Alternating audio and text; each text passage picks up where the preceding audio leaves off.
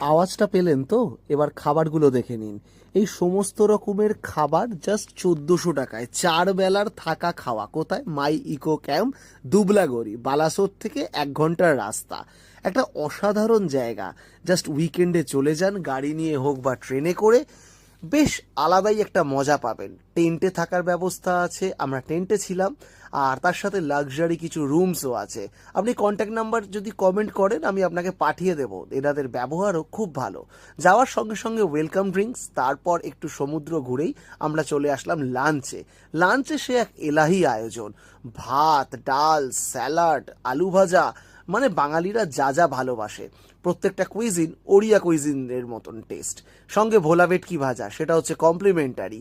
আর তার সঙ্গে ছিল চিংড়ির একটা আইটেম, ডাল, আর এই যে কাঁকড়া মহাশয়। সমুদ্রের পাড়ে এসে কাঁকড়া না খেলে সমুদ্র দেবতা রুষ্ট হয়।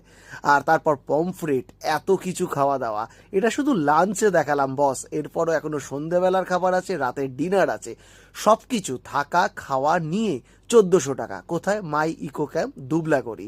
এবার যথারীতি ভাতটা ভেঙে সেখানে একটু হালকা করে ডাল দিলাম, একটু লেবু চিপে, তারপর আলু ভাজাটা দিয়ে মেখে, সে এক অসাধারণ স্বাদ, কি বলবো, অনাবিল আনন্দ। আর সমুদ্র স্নানের পর খিদেটা যে হারে বাড়ে, তারপর এটা দিলে একটা পারফেক্ট কমপ্লিমেন্টারি আর কি। তারপর দিলাম যেটা চিংড়ি মাছ, সেটাও অসাধারণ। চিংড়ি মাছের গ্রেভি আমি অ্যাভয়েড করি, বাট অল্প একটুখানি খেয়ে দেখলাম এটা নেক্সট লেভেল বস, এটা খেতেই হবে।